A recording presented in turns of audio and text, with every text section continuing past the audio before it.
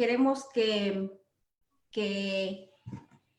el licenciado Hugo nos haga la presentación de la propuesta y después vamos a empezar a platicar un poco más del tema. Perdón, Irma, no te escuchamos. Irma, Sí, ya sí. te escucho. Creo que perdón, creí que estabas hablando y no te escuchaba. Ah, no, es que le estaba hablando a mi hermano. Ah, con razón, te veíamos mover los labios y dije, nos está diciendo algo importante y no lo escuchamos. No. Perfecto, pues bienvenidos a este espacio. Hoy vamos a hablar sobre la propuesta de reforma que permite la asignación directa de recursos a los pueblos indígenas. Esta propuesta es una propuesta que ha sido desarrollada e impulsada por el compañero, el licenciado Hugo Aguilar, y el día de hoy nos va a platicar sobre esta propuesta, y lo que queremos lograr es exponer de qué se trata esta propuesta de reforma, analizar los puntos más importantes y después vamos a platicar también con la compañera diputada Irma Juan Carlos acerca de el proceso que llevaría o en el que está esta propuesta de reforma. Entonces, comenzamos contigo, licenciado Hugo, por favor, comenzamos contigo para que nos des una introducción o una presentación de esta propuesta de reforma. Bueno, buenas noches a ti, Rosalba, buenas noches a nuestra hermana Irma, y pues buenas noches a toda la audiencia que nos está siguiendo a través de estas plataformas. Yo quiero agradecerte bastante la invitación a abordar esta temática de gran trascendencia para las comunidades y para los pueblos. Parece ser que hay un interés importante en las comunidades y bueno, en toda los compañeros que hacen reflexión y que hacen propuestas para mejorar las condiciones de vida de las comunidades. Yo te agradezco mucho a nombre del instituto también este espacio para reflexionar estos temas. Y yo quisiera decir para iniciar que no es una propuesta mía, no es una construcción mía, ya quisiera tener la creatividad para construir estas ideas fundamentales. Ha sido un proceso importante que ha iniciado en Michoacán, en Oaxaca desde el ámbito social y político, digamos, no en el terreno jurídico, pero en Michoacán sobre todo tuvo su inicio y llegó al ámbito jurídico. Entonces es, digamos, una idea, una figura y un mecanismo que se ha ido alimentando con el paso del tiempo, ya lleva varios años en sedes judiciales, en la reflexión de las autoridades. Entonces, pues no quiero yo adjudicarme la autoría ni el instituto, sí, es de construcción colectiva como muchos de los derechos de nuestros pueblos. Ahora, ¿en qué consiste esta cuestión y cuál es el papel que he tenido, que tiene el instituto? Pues mucha de la audiencia, y ustedes saben que el año pasado se lanzó la iniciativa de fortalecer o consolidar el conjunto de derechos de los pueblos indígenas contenido en el artículo 2 constitucional y en general en la constitución política de nuestro país. Y pues a partir de esta idea se generó un proceso de consulta a nivel nacional, realizamos 56 foros en toda la República, pues para recuperar ideas, para recuperar propuestas de contenidos normativos. Y uno de los temas más recurrentes, bajo distintas denominaciones o distintas figuras, fue esta de fortalecer a la comunidad como sujeto de derecho público. Quizás lo más atractivo de la propuesta es el acceso a los recursos financieros del Estado, la posibilidad de manejar estos recursos financieros y aplicarlos conforme a la decisión de las comunidades. Pero digamos que la forma jurídica que esta propuesta tendría es el reconocimiento de la comunidad como sujeto de derecho público o que la comunidad tenga personalidad jurídica de derecho público. Para mí es el tema crucial, es digamos la piedra angular que podría dar lugar a una transformación de la relación del Estado con las comunidades y que también podría venir a catapultar la situación actual de las comunidades. Digamos que así como en el 2001 el derecho de libre determinación y autonomía fue la piedra angular de la reforma de derechos y cultura indígena de ese año, hoy el reconocimiento de la comunidad y de los pueblos como sujetos de derecho público sería el toque maestro, la piedra angular, el que generaría, como ha dicho la Corte, un impacto significativo o un efecto transformador en la vida de las comunidades. Entonces yo creo que vale la pena explicar qué es lo que se entiende por la comunidad y los pueblos como sujetos de derecho público y cuál puede ser su trascendencia. Yo eso es lo que diría, y bueno, esto tiene muchísimas aristas, digamos, desde en qué lugar de la Constitución debe de ir establecido. Nosotros sabemos que nuestra Constitución tiene su parte orgánica, en la que se estipulan derechos, y su parte dogmática, donde se estipulan derechos, y su parte orgánica, donde se establece la viabilidad de llevar a cabo esos derechos. Entonces, esta propuesta impacta en ambos lados, tiene repercusiones jurídicas, tiene repercusiones de diseño del Estado, digamos que toca también los principios de relación Estado con comunidad, da un giro también a lo que conocemos ahora como pluralismo jurídico, porque pues esta modificación para darle la calidad de sujeto de derecho público implica decisiones que tienen trascendencia en el ámbito público. Yo quisiera explicar esto primero, cómo lo estamos concibiendo, y a partir de ahí, hasta donde nos alcance el tiempo, ver las aristas que esto tiene, porque es demasiado amplio. Fíjense, hoy en día el artículo 2 constitucional reconoce la existencia de comunidades y pueblos indígenas. Y el apartado A dice que se reconoce a las comunidades y pueblos el derecho de libre determinación y autonomía para. Y luego el apartado A nos desglosa un catálogo de derechos que existen en razón de la autonomía. Y aquí está digamos, lo que marca la diferencia entre ser sujetos de derecho y sujetos de derecho público. Las comunidades y los pueblos hoy en día son sujetos de derecho. Los abogados, a lo mejor es muy técnico esto, pero los abogados a esto le llamamos que son sujetos de imputación normativa. El sujeto que ya tiene derechos. Y estos derechos están plasmados en la Constitución. Sin embargo, cuando se reconoce la autonomía como un derecho que va a servir para relacionarse con el Estado, muchos de estos derechos adquieren una connotación y un alcance distinto al simple derecho que tiene un particular. Y adquiere una connotación mayor, y eso yo creo que está ocurriendo en las comunidades. Voy a poner un ejemplo.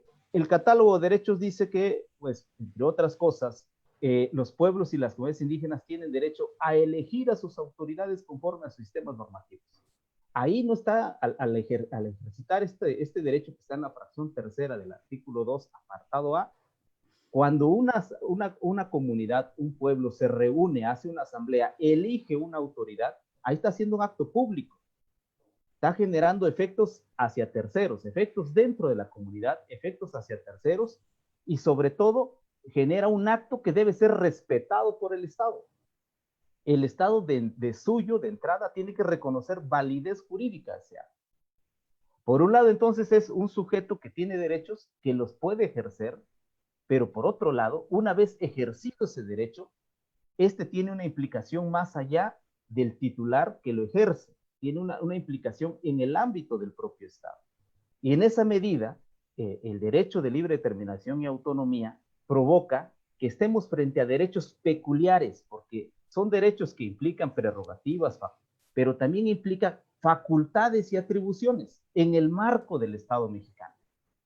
Entonces, desde nuestra perspectiva y la perspectiva de muchos compañeros, la comunidad no es un simple sujeto que es titular de algunos derechos, sino estos derechos, al estar enmarcados en la libre determinación, implica ejercicio real de poder o de autoridad, e implica entonces atribuciones Así como la federación tiene facultades y atribuciones, el Estado tiene facultades y atribuciones, el municipio tiene facultades y atribuciones, en el marco del 2 constitucional, la comunidad también tiene facultades y atribuciones. Si nosotros tuviéramos un reconocimiento expreso de esto que estoy platicando, ninguna autoridad tendría la libertad de decir este acto no tiene validez jurídica. Requieres de ir ante otra autoridad para que ese acto tenga validez jurídica, como hoy ocurre. O sea, hoy si nosotros llevamos un acta de asamblea de priorización de obras, un acta de asamblea de toma de decisiones, no todas las autoridades le van a reconocer validez jurídica.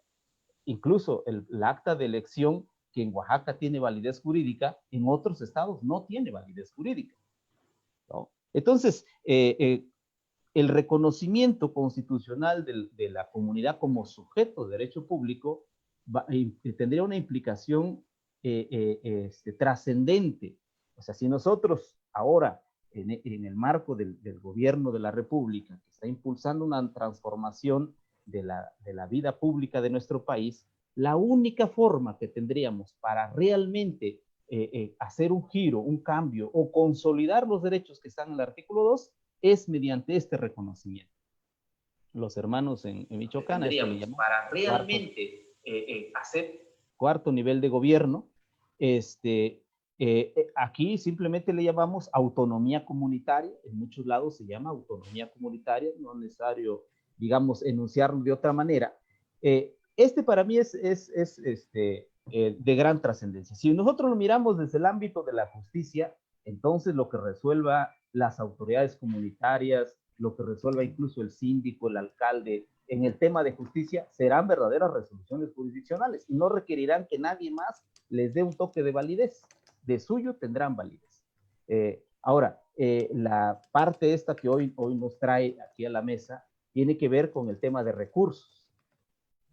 Hoy en día, como no tenemos el reconocimiento de la comunidad y de los pueblos como sujeto de derecho público, ellos no son sujetos a los que les podamos transferir recursos. No tienen la posibilidad que la federación, el Estado, incluso el municipio, les transfiera recursos públicos, porque todo nuestro entramado jurídico, bajo la idea y el principio de certeza, en todo el entramado jurídico se dice, pues la comunidad no tiene personalidad. ¿Quién me da certeza que al darle el recurso a una autoridad comunitaria, este recurso va a ser bien administrado, bien utilizado en términos formales? La ley no autoriza que se le dé recurso entonces a la comunidad. Nosotros hemos señalado en el instituto que en este país tiene más posibilidades de recibir recursos una asociación civil constituida ante notario bajo las reglas del derecho civil. O sea, si los tres que estamos aquí conformamos una asociación civil, pedimos nuestro registro federal de contribuyente, nuestro permiso de relaciones exteriores, hoy hay una cosa que le llaman el CLUNI, nosotros podemos podemos ser sujetos de administrar recursos federales, podemos a través de programas o de cualquier otro mecanismo recibir recursos. Si lo mismo hace una autoridad comunitaria, de una agencia, de una comunidad, un ejido indígena, no es posible. Se tendrá que usar otra figura jurídica, una SPR, una triple S, la misma figura del municipio, para recibir esos recursos. ¿Por qué? Porque no tenemos existencia jurídica como sujetos de derecho público. Somos sujetos de imputación, pero no sujetos al que se nos reconozca atribuciones y facultades. Entonces, cuando nosotros planteamos que la comunidad tenga la posibilidad de administrar directamente los recursos, detrás de esa propuesta está el reconocimiento de la comunidad como sujetos de derecho público. Y esto ya ha sido desarrollado por el Tribunal Electoral con una línea de interpretación sumamente interesante. Primero, fue a través de una acción declarativa promovida por la comunidad de Pichátaro, Michoacán, lo promovió ante la Sala Superior del Tribunal Electoral.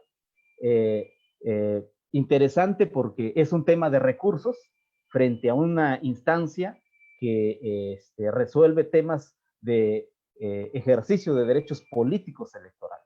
Y el razonamiento de la Sala Superior en aquella ocasión, la verdad, es de avanzada. Dice la Sala Superior que estamos frente a un derecho político. porque es el ejercicio de la autonomía en su ámbito de acceso a recursos. Digamos que en términos sencillos, la sala superior decía no puede haber autonomía sin recursos. Y entonces dijo, si bien este tribunal es especializado en materia de derecho político electoral, aquí estamos frente a un derecho político. Y entonces declara que la comunidad tiene personalidad jurídica y tiene la capacidad para recibir recursos, en este caso de parte del municipio. Pero obviamente se puede hacer extensivo este razonamiento para recibirlos de parte del Estado y recibirlos de parte de la Federación.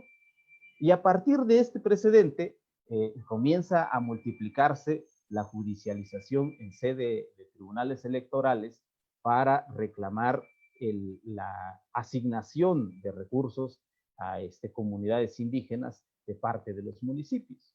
Entonces, es sumamente interesante esta reflexión y decisión de Sala Superior que en una última resolución dio un poquito marcha atrás, como que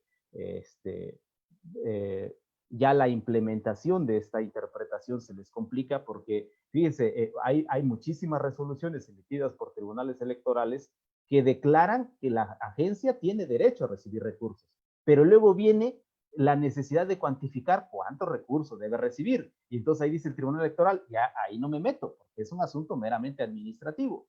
Y entonces la sentencia quedaba como a medio río, ¿no? No terminaba de consolidar el derecho, tampoco decía que no existía el derecho, y entonces quedó ahí un poco entrampado. En una última resolución de un caso de Oaxaca, de una agencia municipal del municipio de Guajuapan de León, la Sala Superior dijo, en Oaxaca existe un tribunal especializado en materia de pueblos indígenas, y entonces que sea este tribunal el que lo resuelva, y como que se aparta de este criterio de emitido no recuerdo ahorita, 2013, 2014, el caso Pichátaro, así se le conoce, pero creo que la reflexión es válida, la reflexión que ha hecho la Sala Superior, que permite a las comunidades acceder.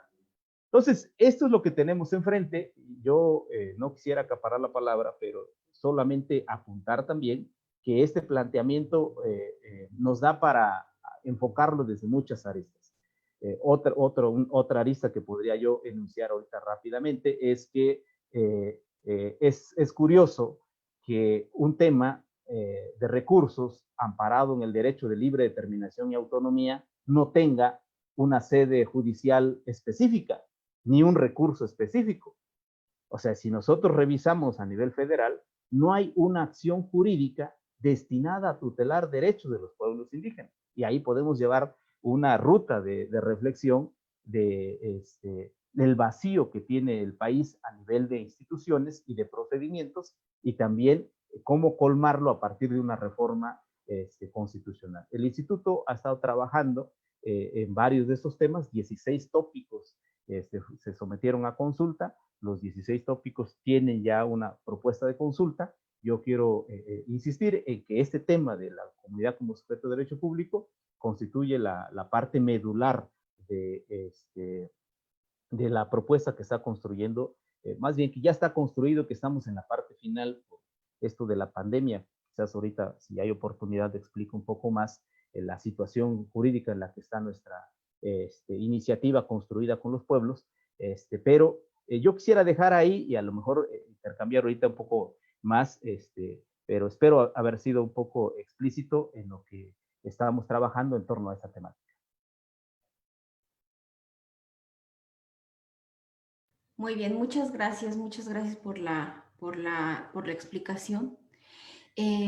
Pues me parece que es realmente una transformación muy profunda, como tú bien lo mencionas, los pueblos y comunidades indígenas sin presupuesto, de qué forma pueden ejercer su autonomía, ¿no? Es lo que entiendo que está planteando esta propuesta de reforma.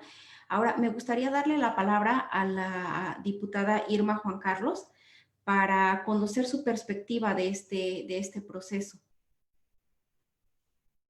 Sí, buenas noches, hermana Rosalba. Buenas noches a todas las personalidades, a todas las personas que nos están siguiendo desde las redes sociales. Saludo de manera muy afectuosa al hermano abogado Hugo Aguilar. es un tema muy interesante, la verdad. Nos ha ocupado y preocupado por muchos años la autonomía financiera de los pueblos indígenas. El propio presidente Andrés Manuel en reiteradas ocasiones ha señalado que es importante que las comunidades indígenas, sobre todo en los lugares como Oaxaca, donde hay usos y costumbres, en donde las comunidades a través de las asambleas controlan y vigilan el ejercicio transparente de los recursos públicos. Y a partir de este nuevo gobierno viene pues un esfuerzo bastante enorme de trabajar en los pendientes, en los discursos ha quedado de que hay una deuda histórica con los pueblos indígenas y desde el inicio de este gobierno, desde el inicio de esta legislatura hemos presentado varias iniciativas y hemos trabajado de la mano con el Instituto Nacional de los Pueblos Indígenas, como ya lo mencionaba nuestro hermano, el abogado Hugo Aguilar, a quien yo le reconozco que domina este tema, que le sabe, le conoce, que tiene toda la experiencia que se requiere para plantear un paquete de reformas. Este paquete de reformas tiene que ver con los ejes temáticos que precisamente sale de los acuerdos de San Andrés Larraíza, que son temas que se consultaron en estos 54 foros que se hicieron a lo largo y ancho de la República y en el exterior también. ¿Y qué tiene que ver estos foros? Pues son foros que de alguna manera recogieron los sentimientos, las inquietudes, las necesidades de las voces de nuestras hermanas y hermanos indígenas de todo el país. Y aunque muchos han dicho que son necesidades, que son pendientes, estamos trabajando de manera coordinada para que el Instituto Nacional de los Pueblos Indígenas plantee este paquete de reformas que tiene que ver con todo lo que ya mencionaba el licenciado Aguilar. Sin embargo, también desde el Congreso, compañeras diputadas y compañeros diputados, hemos presentado diversas planteamientos de reformas, no solamente a la Constitución Política de los Estados Unidos Mexicanos, sino a leyes secundarias que tienen que ver con hacer efectivos los derechos que están consagrados en la propia Constitución. Y quiero retomar el artículo 2, que precisamente, como ya lo decía el licenciado Hugo, es fundamental. Si logramos que el término que hoy está establecido en la Constitución de que somos entidades de interés público, pues, y le cambiamos a sujetos de derecho público, pues estamos logrando dar un paso muy importante al reconocimiento, a materializar esos derechos de nuestros pueblos. Y con eso pues acabaríamos con muchos problemas que hemos tenido, que aunque el artículo 115 reconoce los ayuntamientos, no así en el caso, por ejemplo, de los gobiernos pues autónomos como los que emanan de nuestras comunidades indígenas. Y esta ha sido la dificultad porque únicamente el artículo 115 habla de ayuntamientos, no habla, y esa es la gran dificultad que hemos tenido. Por ejemplo, las comunidades nos dicen que es que queremos recibir nuestro dinero, es que el presidente municipal no nos ha dado lo que nos corresponde, es que tienen que ayudarnos. Y de verdad que también la propia Constitución establece que son los congresos locales quienes tienen que de alguna manera legislar en la materia, y creo que sí se está haciendo. Y esto es muy importante porque en el caso, por ejemplo, de Oaxaca, que tenemos 570 municipios y únicamente 153 se rigen por el sistema de partidos políticos, pues el resto vive esta situación tan adversa que hoy tiene en conflicto a muchas comunidades, que tienen conflicto a muchas comunidades con sus cabeceras porque los ayuntamientos no entregan el recurso a las agencias. Y esto es algo que se puede evitar cuando logremos estas reformas.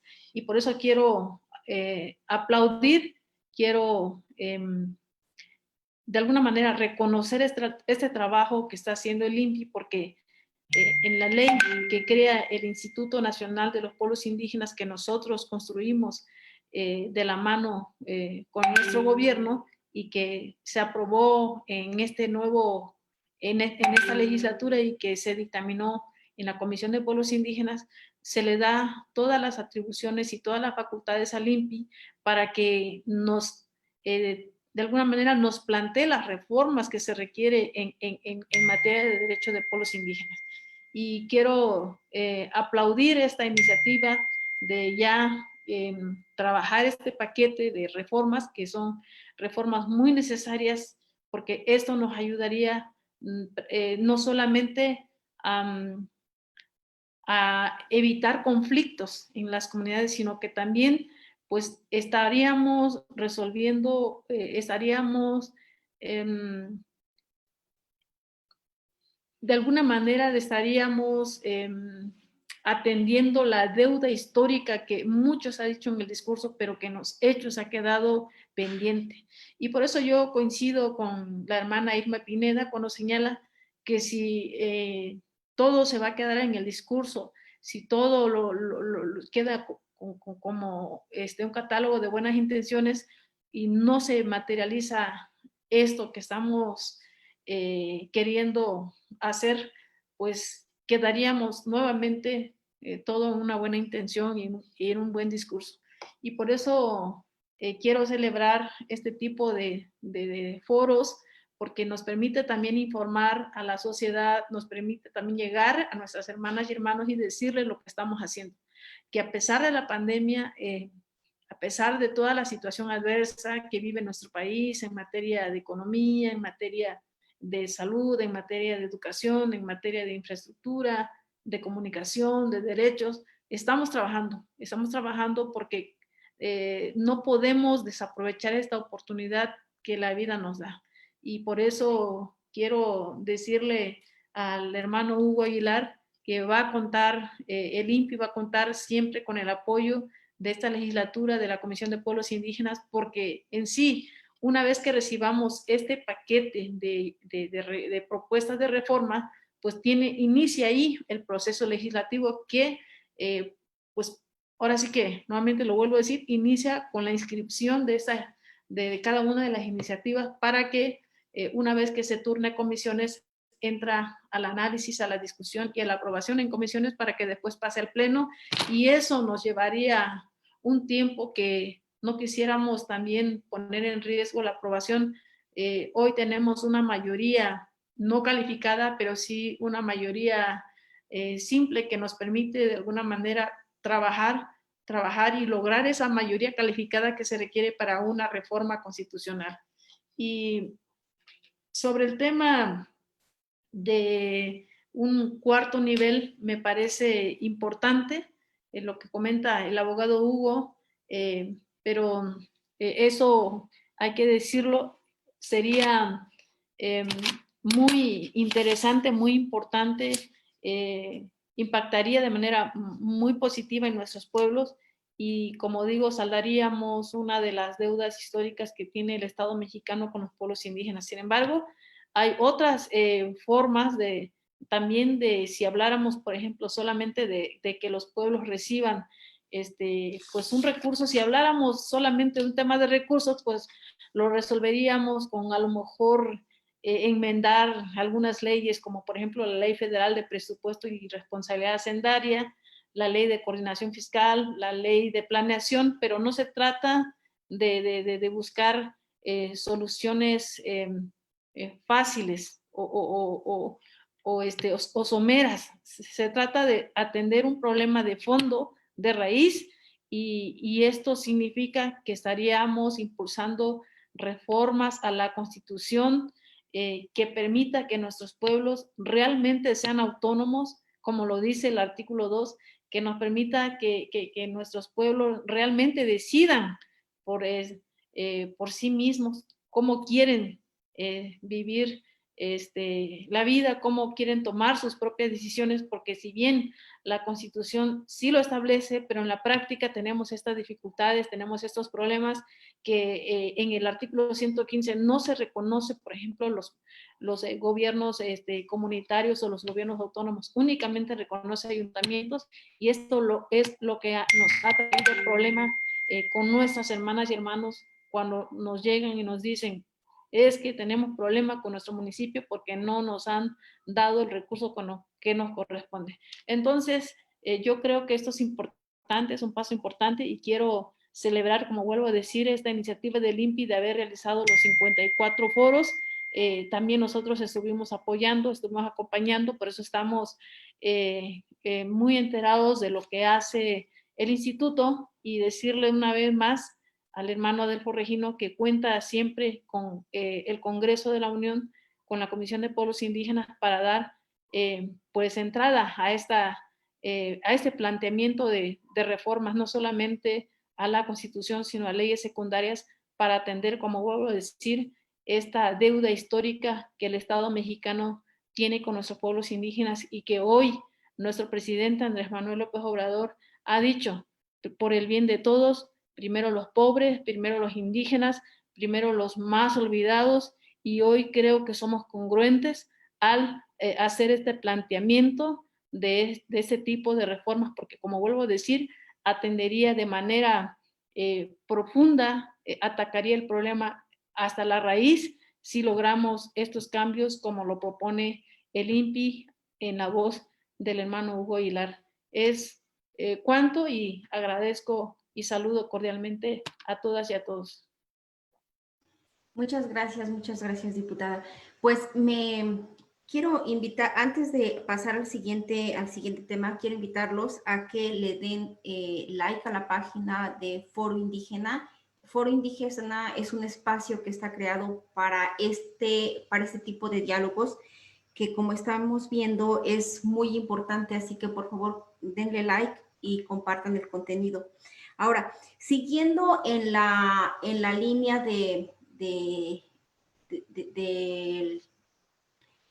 comentarios que estaba haciendo la diputada, me gustaría preguntarte, licenciado Hugo, ¿cuál es la situación jurídica actual de esta propuesta de reforma? Claro, sí, con gusto. Yo antes quisiera agradecer a la diputada su intervención. La verdad es que ha sido una voz y una representante digna de los pueblos en el Congreso. Creo que ahora sí llegamos, como se suele decir, a la casa del pueblo cuando vamos ahí a la Cámara de Diputados. Antes llegábamos y nos barrían de pies a cabezas y era difícil tener interlocución con nuestros representantes, pero la verdad es que ahora tenemos la confianza de estar ahí, de dialogar, de intercambiar puntos de vista. Con ella hemos trabajado varias iniciativas e incluso pues coadyuvando también con algunas legislaturas estatales para consolidar el marco normativo de los pueblos. Pues, la verdad es que todo mi reconocimiento también a su trabajo que es permanente. Ahora, ¿cómo está el tema de la reforma ahorita? Pues nosotros quisimos hacer una iniciativa que tenga la legitimidad y el respaldo de los pueblos. Se hizo un proceso de consulta sin que esté todavía iniciado el proceso legislativo. La Corte Mexicana ha establecido que la consulta libre, previa e informada de los pueblos indígenas debe ser una fase más del proceso legislativo. Y aquí estamos antes de iniciar el proceso legislativo, estamos en la etapa de elaboración de la iniciativa de reforma.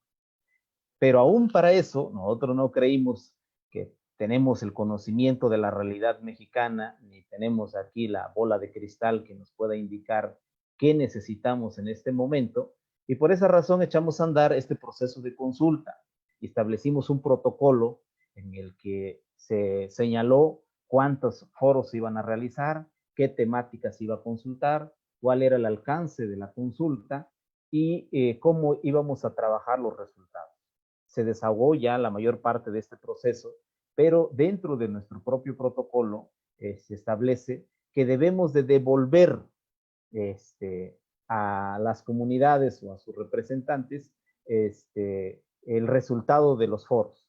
Entonces, fíjense, nosotros hicimos estos 56 foros. En cada foro se eligieron 10 representantes electos por los propios foros, 5 hombres, 5 mujeres. Y estos cerca de 600 hermanos constituyen nuestra comisión de seguimiento, que vinieron a un foro nacional. Lo que salió de la consulta fue un conjunto de ideas, un conjunto de propuestas, algunas ya bien redactadas, incluso algunos ya nos señalaban qué artículo, qué fracción es la que hay que modificar. Y todo esto se trabajó con un mecanismo también contemplado en el protocolo, que es una comisión de expertos, un comité técnico de expertos, que están ahí representados líderes indígenas, algunos intelectuales, algunos expertos en materia de derechos de pueblos indígenas. Tenemos el honor de contar ahí al interior del comité con el ex relator de pueblos indígenas, James Anaya. Y este comité ha sesionó desde septiembre del año pasado hasta diciembre del año pasado para transformar las propuestas en contenidos normativos, para identificar qué artículos, qué porciones normativas hay que modificar, hay que derogar y cuáles hay que adoptar como nuevos contenidos normativos. Tenemos hoy en día acabado ese trabajo, tenemos ya integrada la propuesta de reforma constitucional, pero no la hemos podido hacer pública porque nosotros teníamos la expectativa que en febrero o marzo de este año reuniéramos otra vez a la comisión de seguimiento, le entregáramos a la comisión de seguimiento el documento, recibiéramos los últimos aportes, ajustes o demás según nuestro propio procedimiento de consulta, y entonces sí, ya entregarlo al presidente de la República, a la Consejería Jurídica, pues para que se adopte ya como iniciativa de reforma constitucional. Esta parte con la pandemia no ha sido posible. Se trata de una reunión de 600 personas, entre delegados o personas electas de la comisión de seguimiento, como también invitados, y no ha sido posible entonces cerrar nuestro propio proceso. Nosotros estamos reflexionando cómo hacerlo, porque pues la pandemia no cede. Nosotros habíamos pensado que a lo mejor ahora en julio íbamos a tener la oportunidad ya de convocar a la comisión. No ha sido posible. En estos días estamos teniendo reuniones con el equipo ahí del instituto para ver qué mecanismo usamos, cómo le hacemos. A lo mejor tendremos que hacer reuniones de a 10 en cada una de las sedes de los 56 foros, pero también a eso se nos complica con la escasez de recursos. La mayoría de las instituciones, y la nuestra no es la excepción, sufrió un recorte importante en su gasto operativo y también andamos sin recursos, atendiendo lo más inmediato, lo más urgente. Entonces, ahí es donde estamos entrampados ahorita. La iniciativa está construida, está ya elaborada, ya podríamos hablar de las partes medulares. Esta es una de ellas. Yo quisiera decir que abordamos territorio, derecho a la consulta previa, libre e informada. Estamos proponiendo modificaciones al Poder Judicial, estamos estableciendo la posibilidad de que haya indígenas en los tribunales que tienen una composición colegiada, incluso la Suprema Corte de Justicia de la Nación. Nosotros sabemos que hay hermanos que han hecho un trabajo, una carrera judicial importante, que tienen los conocimientos para que en un momento dado sean considerados para llegar a la Suprema Corte, o en otros órganos jurisdiccionales como los tribunales electorales. Estamos haciendo un conjunto de propuestas de modificaciones para establecer mecanismos, procedimientos que faciliten judicializar algunos derechos que de suyo enfrentan dificultades para concretarse. El paquete de reformas es grande, la verdad es que estamos tocando alrededor de 37 artículos de la Constitución, incluso hemos trabajado ya en una versión más corta tratando de compactar las propuestas, pero en términos procedimentales está un poco entrampado nuestro proceso. La pandemia nos vino a colocar un reto muy fuerte, o sea, nos vino a parar, digamos, en seco las labores. Entonces, tenemos que, ver cómo resolvemos esta situación. Ustedes seguramente fueron testigos de un conjunto de críticas que se hizo al instituto durante la fase de la consulta indígena a la reforma constitucional, y no quisiéramos nosotros violar nuestras propias reglas, no quisiéramos nosotros pues saltarnos a los compañeros. Tendremos que encontrar el mecanismo que nos permita pues un mínimo de devolución a cada uno de ellos, Hemos también buscado que temas muy consolidados vayan a la reforma y algunos otros que todavía meritan más debate, reflexión, pues se puedan quedar para otro momento. Es decir, si ahorita hiciéramos una encuesta o preguntáramos si esto de ser sujeto de derecho público es una idea acertada, estoy seguro que va a recibir un amplio consenso. Si adoptar el concepto territorio como la totalidad del hábitat que los pueblos habitan o ocupan, como lo señala el 13, es una idea acertada, bajarlo al artículo 2, impactar el artículo 27, me parece que es un tema de amplio consenso. O trasladar algunas resoluciones judiciales pues, que han sido vistas con muchísima, con un efecto positivo para los pueblos, trasladarlo a una norma constitucional para que otros pueblos se vean beneficiados y no requieran de ir a una vía judicial para que se les declare el derecho o se les haga efectivo, me parece que son de los consensos básicos. Por ejemplo, aunque la Constitución no habla del municipio indígena, ¿no? La Corte ha dicho que cuando coincide la comunidad indígena con el municipio constitucional, ahí estamos en presencia del municipio indígena, entonces estamos adoptando el concepto municipio indígena, para que no sea necesario que un municipio vaya a la Corte y le declare que sí es municipio indígena.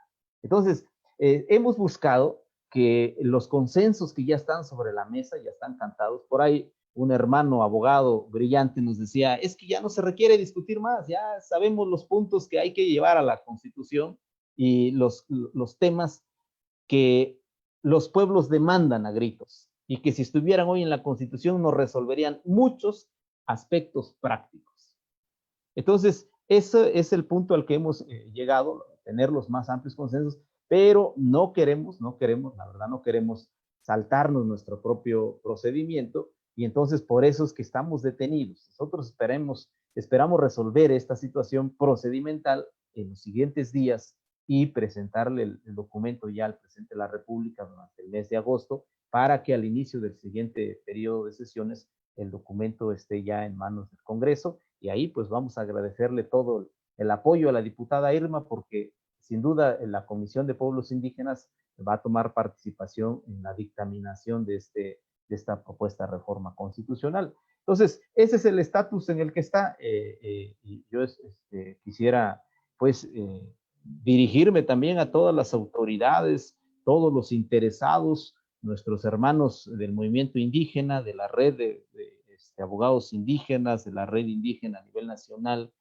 pues que este es el estatus que tenemos, no es que nos hayamos hecho patos, como comúnmente se dice, o que ya lo hayamos puesto en el cajón de los olvidos, sino que estamos trabajando y tenemos esta dificultad real que nos impide ya llevarlo a la mesa, porque con justa razón nos dirían, oiga, pues al final ustedes se sintieron los que más saben del tema y ya lo mandaron como estaba, ¿no? No dudo que como toda obra humana que es perfectible, pero lo ideal es que lo conozcan ellos antes de que ya se convierta en una iniciativa de reforma constitucional. Es como digo, un tema, una iniciativa que toca muchos puntos, ojalá en otra ocasión, aquí mismo en este espacio, podamos seguir platicando, y hay muchos otros compañeros también expertos en los temas, que a lo mejor valdría la pena irlo poniendo en la opinión pública. No dudo que una vez que salga, pues van a salir las voces de siempre que luego nos dicen, pues es que los indígenas no requieren más derechos, ¿no? Con los que ya están, solamente hay que hacerlos efectivos y ya con eso se resuelve. No es así de sencillo. La realidad en los últimos años, esta idea de construir un país pluricultural nos está indicando que tiene un papel fundamental la constitucionalización de ciertos derechos fundamentales para la existencia de los pueblos y para que alcancen un nivel de bienestar que se les debe ya por muchos siglos. Muchas gracias por tu exposición tan clara y tan precisa sobre el estatus que guarda este proceso de reforma. Si les parece bien, voy a dar paso a algunas preguntas de la audiencia. Me preguntan, ¿qué implicaciones conlleva una reforma de esta envergadura para los municipios de México? ¿Abre esta reforma un proceso de remunicipalización de nuestro país?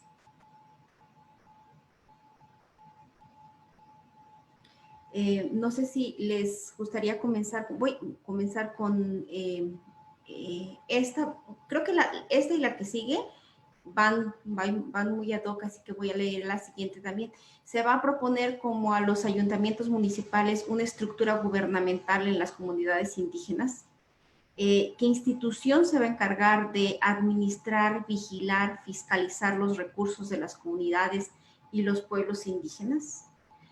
Comenzamos con esas. Me gustaría dar paso a las respuestas, viendo que me gustaría preguntarte, Hugo, si nos pudieras aclarar un poco sobre, en este sentido,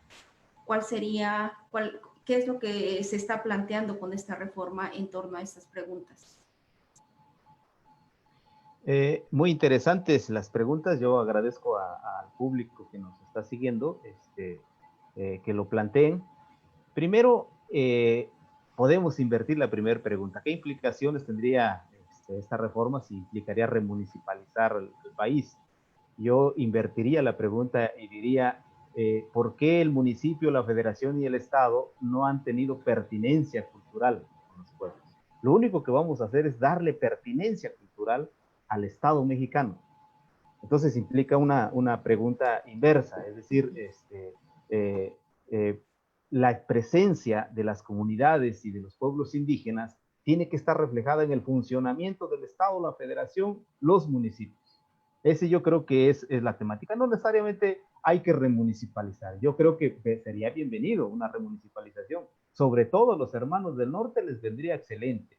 Tenemos hermanos como los yaquis que están en 5 municipios y los 5 municipios los tienen abandonados. ¿No sería bueno un municipio yaqui? O sea, quitarlos de los 5 y tener un municipio yaqui. O en la Sierra de Durango. ¿No será bueno que los ODAM, los tepehuanos, tengan su municipio? Porque hoy no les llega un peso del municipio tal como está. El poder político está allá arriba. Nunca llega un indígena a ser autoridad y por lo tanto también la distribución de recursos está en la mínima expresión. No se requiere remunicipalización si es que fortalecemos la figura de la comunidad y generamos los mecanismos para que el recurso y las atribuciones lleguen hasta allá. ¿Hay que generar una estructura de gobierno? Yo creo que no. Los pueblos ya la tienen. Y ahí otra vez invertimos la pregunta. El Estado nunca ha reconocido esas estructuras de gobierno. El pueblo yaqui tiene sus gobernadores tradicionales, los sigue manteniendo, los elige conforme a su tradición, pero nadie los fuma. El municipio no los toma en cuenta como órgano de gobierno. El Estado tampoco. Recientemente, bajo procesos de consulta, es que medianamente se les ha tomado en cuenta. Este gobierno hoy mantiene un diálogo con ellos. No se requiere generar una estructura de gobierno distinta. Se requiere reconocer la que ya está, la que ha funcionado por siglos. No va a implicar una tarea difícil. En gran medida, muchos de los derechos de los pueblos indígenas no es crear nuevas condiciones, es reconocer. Por eso yo creo que es muy acertada la frase cuando se dice reconocimiento de derechos. No hay que establecer nuevos derechos, es lo mismo. Ahora, ¿cómo va a funcionar el Estado frente a los pueblos cuando ya se les otorgue recursos? Tampoco necesitamos generar más burocracia. Los mismos órganos que fiscalizan a la federación, a los estados y al municipio, pueden fiscalizar a las comunidades. Ahorita como que lo vemos raro porque precisamente la comunidad no tiene personalidad jurídica. Digamos, en términos muy de abogados, y perdón por la expresión, la comunidad es la nada jurídica. Tiene una existencia fáctica, pero no tiene una existencia jurídica. Entonces, pues no es sujeto de fiscalización por el organismo superior de fiscalización, ni por ninguna instancia. En el momento que sea sujeto de derecho público, acceda a los recursos, como cualquier otro, va a ser fiscalizable por la instancia del Estado. Ahí nada más yo creo que cambiarán las reglas de fiscalización, se tendrá que darle pertinencia cultural. Yo conozco muchas comunidades que al interior de sus asambleas eligen comisiones que revisan las cuentas a la autoridad. Ahí está un órgano de fiscalización. Ahora hay que reconocer esos mecanismos. Donde no lo hay, pues el Estado lo podrá hacer. Yo creo que ese es un gran temor que se tiene, yo así lo veo, como que subyace en la opinión de la sociedad, ¿cómo le vamos a dar recursos a los indígenas? No tienen capacidad de manejarlo. Recuerden, el artículo 4 de la Constitución Federal tuvo un enfoque culturalista. Se decía, pues el indígena quiere vivir con su identidad, pues que viva con su identidad. Ah, pero quiere recursos. No, pues ¿cómo le vamos a dar recursos? No son capaces de... Esa es una idea que subyace frente a la negativa de dar los recursos. Y miren, este cambio es un cambio digamos, de una nueva oleada. Antes el municipio no recibía recursos de manera directa. Fue la reforma del 88, 90 que le dio recursos de manera directa al municipio. El recurso que hoy recibe el municipio lo recibía el Estado. El dinero le llegaba al Estado. El gobernador decidía cuánto le daba a los municipios. En aquella reforma se vieron beneficiados los municipios porque se les asignó de manera directa a través del ramo 26 y del ramo 33. Hoy es nada más aterrizar todavía al piso para que le llegue a los recursos. Hay opiniones que dicen, vas a pulverizar el recurso. Tiene sentido esa opinión. Pero si nosotros miramos que junto al reconocimiento de la comunidad hay una aspiración a funcionar como pueblos, si nosotros creamos el andamiaje jurídico para permitir que los pueblos funcionen como pueblos, es decir, la suma de muchas comunidades, no va a haber tal pulverización. Va a dar lugar a una planeación regional, pues la que los pueblos decidan. Yo creo que nosotros como país nos hemos negado a partir de prejuicios la posibilidad de construir un país, un Estado, que de verdad admita la pluriculturalidad que tenemos o la especificidad cultural que tienen los pueblos indígenas a lo largo del territorio nacional. Y aquí no es crear modelos, no es decir, pues como los yaquis tienen gobernadores, que tengan gobernadores todos los indígenas. No, aquí es cada comunidad, cada pueblo, siga teniendo la forma de organización y de gobierno que ya tiene. Y solo el Estado, la Federación y la Constitución recoja esas formas. Implica un giro para muchos de nosotros que fuimos a la escuela de Derecho en la década de los 90, de los 80, porque nosotros aprendimos un principio de que fuera de la Constitución nada, que la Constitución, todo lo que vaya contra la Constitución es ilegal. Y entonces, bajo esa premisa, todo lo que hacen los pueblos es anticonstitucional. Ahora la idea es que tengamos una Constitución con principios capaces de abrazar esa gran diversidad que tiene nuestro país. Obviamente con ciertos límites, ¿no? El de los derechos humanos es un límite muy claro. Tus sistemas normativos van a estar vigentes, los puedes aplicar, pero si denigras a la mujer, si afectas la dignidad de la mujer, si afectas de manera grave los derechos humanos, ese es un límite. Y me parece un límite que los propios pueblos admiten. O sea, no dudo que por ahí haya alguna autoridad, alguna persona que diga, no, pues aquí mis usos y costumbres yo hago lo que quiera. Está bien como posición, pero no es un consenso generalizado ni ocurre en los pueblos. Hay límites en los propios pueblos y yo creo que no necesitamos crear mucho, no necesitamos, son cambios pequeños que van a hacer gran diferencia en la vida cotidiana de cada comunidad. Mencionas dos puntos importantes que voy a retomar porque son planteamientos que me está haciendo la audiencia. Me preguntan, ¿los recursos del actual ramo 33 en sus fondos 3 y 4 y el ramo 28 del FAIS que administran los ayuntamientos serán la parte proporcional que se entregará de manera directa a las comunidades?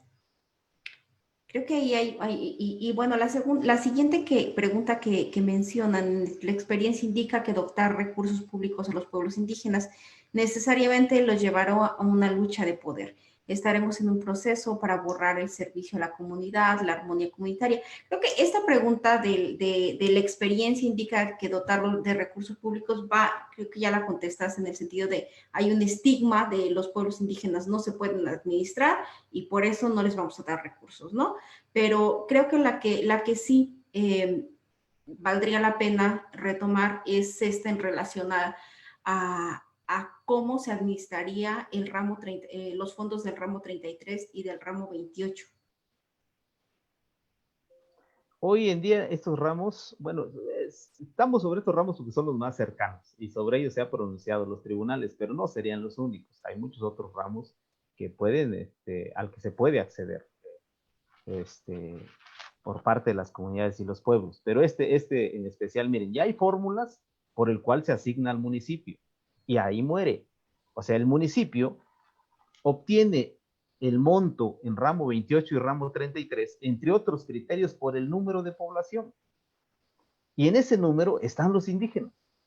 Entonces, digamos, en términos de justicia mínima, justicia distributiva mínima, si este municipio tiene 100,000 habitantes, le llega 100,000 pesos y hay 30,000 indígenas, pues lo justo es que es 30,000 pesos ya para ellos, de suyo, ya. Pero no ocurre así, porque bajo el esquema de la autonomía municipal y las reglas de distribución y de recursos, estos criterios con los cuales se distribuyen los recursos a los municipios se mueren en el ayuntamiento como máxima autoridad constitucional de un municipio. Evidentemente que esta idea va a generar una redistribución hacia abajo, hacia las comunidades. Pero no sería lo único. Hoy se está entregando de parte del presidente recursos para pavimentar a municipios de manera directa. Hoy el Instituto para Devolver al Pueblo lo Robado está entregando recursos a municipios, suscribiendo convenios con el instituto con las comunidades, para darle recursos a las comunidades provenientes de otros fondos. Entonces, yo creo que se abre un conjunto de posibilidades. No solo es el tema del municipio, porque no dudo que también los presidentes vayan a decir, bueno, pues aquí se está debilitando el municipio. Yo creo que no, yo creo que es generar reglas de redistribución y reglas de justicia para quienes nunca han tenido nada. Así es. Voy a dar paso a una pregunta más que me parece muy importante, que han estado repitiendo en la audiencia. Me preguntan qué pasaría con los pueblos afromexicanos. ¿Estarían integrados plenamente? ¿Cuál sería, cómo formarían parte de esta reforma? ¿Cómo afectaría, cómo les afectaría o les beneficiaría? Sí, es una buena pregunta que me permite también explicar que este conjunto de temas de la reforma constitucional ha tomado en cuenta al pueblo afromexicano. Se hizo un foro de consulta en territorio afromexicano en el estado de Guerrero y se tuvo participación también de comunidades afromexicanos en la costa chica de Oaxaca. La reforma beneficiaría, según hemos visto los datos oficiales, no hay un municipio afromexicano, pero sí hay muchas comunidades afromexicanas y ellos se beneficiarían de estas ideas que estamos aquí planteando. Miren, hoy en día el artículo 2, su apartado C, una reforma reciente, ya se reconoce a los pueblos afromexicanos y tiene una norma de cierre este apartado C. El artículo dice que todos los derechos de los pueblos indígenas son aplicados también a comunidades afromexicanas. En la iniciativa de reforma que tenemos, hemos ampliado un poquito este espectro, porque si bien la mayoría de los derechos atribuibles o del que son titulares las comunidades indígenas pueden ser replicados a las comunidades afromexicanas, ellos también tienen una especialidad cultural, organizativa y una riqueza que amerita un trato especial, y hemos desarrollado en el apartado C algunos otros derechos de mucha especificidad con ellos. Por ejemplo, estamos hablando ahí incluso de derechos sobre el mar. La mayoría de las comunidades afros son ribereñas, son costeñas, y estamos ahí desarrollando una parte en la iniciativa de reforma. No, sin duda están considerados en la reflexión y en las propuestas de reforma constitucional. En el Foro Nacional tuvimos una mesa especial con ellos. Han tenido una participación muy activa. La verdad es que viene creciendo de manera considerable, muy fuerte, el movimiento afromexicano con comunidades afromexicanas. Y yo creo que aquí la parte que hay que destacar de esto, tanto de la reforma como lo que se quiere fortalecer, es que se da un enfoque al afromexicano no individual, sino colectivo. O sea, el derecho del afromexicano, incluso a nivel internacional, tiene un enfoque de derecho individual. Y en México se le ha dado una connotación de derecho colectivo. Pueblos, se reconocen a los pueblos y a las comunidades, obviamente, ¿no? Entonces, sin duda, están incluidos en estos esfuerzos que se están haciendo, ¿no? Y yo creo que eso fue parte también del debate que se siguió en el Congreso con este reconocimiento en el apartado C. Ahí ya le tocó a la hermana Irma Juan Carlos darle seguimiento a ese tema, porque también se hicieron algunos foros de consulta sobre el tema, ¿no? Muchas gracias. Finalmente, me gustaría preguntar en este sentido, ¿qué va a pasar con los derechos de las mujeres? Con los derechos de las mujeres, con este nuevo sistema. Bueno, pues es que estaríamos creando un nuevo sistema normativo. ¿Qué mirada tienes respecto al derecho de las mujeres? ¿Cómo impactará?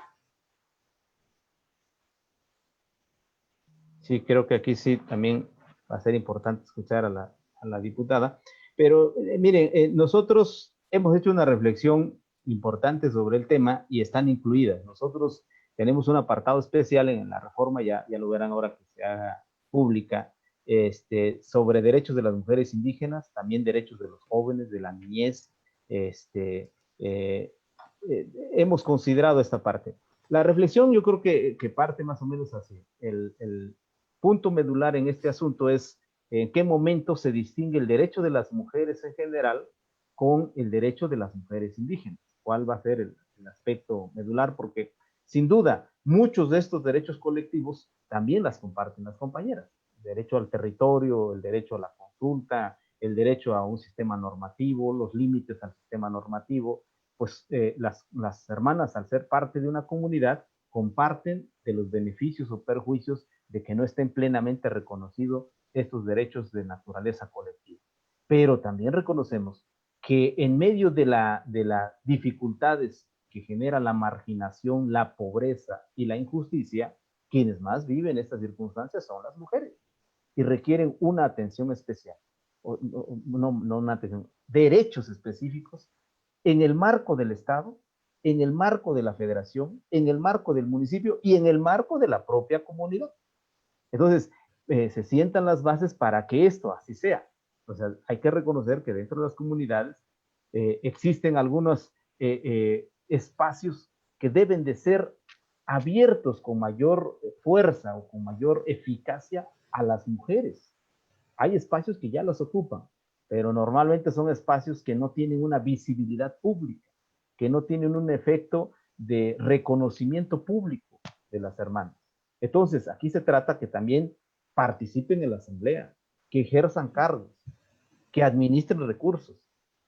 Entonces, sí se requiere de un conjunto de medidas, no solo para el Estado o frente al Estado, sino también dentro de la comunidad, donde el Estado es corresponsable de generar esas condiciones dentro de la comunidad. Ese es un poco el perfil de lo que se tiene. Ahí la verdad es que quizás podamos ir a más. Ahora que lo revisen, yo creo que todavía puede ser materia de abundar un poco más, pero con esa idea hemos construido el capítulo o el apartado de derechos de las mujeres. Sí, especialmente el derecho al territorio, el derecho al territorio, porque en muchas comunidades es un tema exclusivo de hombres. Entonces, ¿cómo se va a garantizar que sea armónico con los derechos constitucionales? Específicamente me parece importante el tema del territorio, evidentemente todos los otros derechos, pero obviamente el tema de territorio resulta muy, muy importante. Voy a leer una última pregunta de José Juan. Dice, de acuerdo a la ley de coordinación fiscal, existen fórmulas para la distribución de recursos con la propuesta que estarían haciendo, están pensando en cambiar las fórmulas de distribución para integrar a las comunidades indígenas y afromexicanas. Creo que ya lo respondiste, pero no sé si tengas algo más que agregar al respecto. Pues aquí quizás una opinión muy personal, no está puesto así en la iniciativa reforma. La iniciativa es el derecho a acceder. La dinámica de cada municipio, estado o federación marcará los montos. Pero yo diría, si durante 2 siglos de vida independiente los pueblos no han recibido recursos, yo hablaría de un fondo compensatorio, de un porcentaje compensatorio. O sea, si durante siglos no le asignaste recursos, hemos recibido nada más asistencialismo, dádivas, lo justo sería un esquema compensatorio. Pero se ve que esto puede generar dificultades y entendemos que muchas veces el ejercicio de los derechos, vaya, yo te puedo decir, hay sentencias que no se cumplen ahorita, aunque ya ordena que se le dé el recurso, porque tenemos inercias difíciles de vencer. Y ahí entra el diálogo, ahí entra la conciliación, entra la negociación, entra el bagaje político para estos derechos que debieran de cumplirse tabla rasa o con mucha fuerza, entremos en un plano de entendimiento, porque no se trata de enfrentarnos o de pelear, de poner enfrente el dinero y todos ir por él y a ver a cómo nos toca y cómo terminamos, ¿no? Entonces, yo te digo, mi opinión personal es, hablaría yo a nivel constitucional de un fondo compensatorio por 200 años de que el México independiente no le ha dado recursos a los pueblos para resolver todos sus temas, cultura, salud, educación. Yo creo que otro México tendríamos. Hoy tenemos escoletas nada más de música, hoy tenemos talleres nada más. Si se les hubiera dado recursos hace 200 años, pues seguro que otra cosa tendríamos. Claro. Es momento de hablar de reparación, pero eso asusta a muchos. Pues estamos por concluir este foro y me gustaría pedirles que nos dieran una última palabra. Me gustaría preguntarles con qué les gustaría cerrar. Comenzamos contigo, compañera Irma Juan Carlos.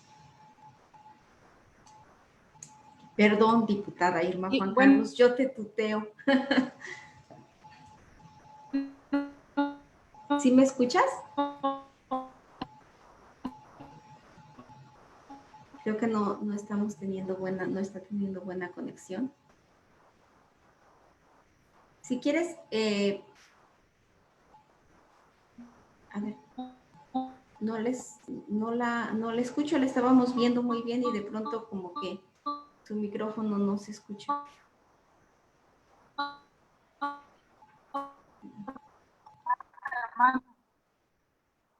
Irma.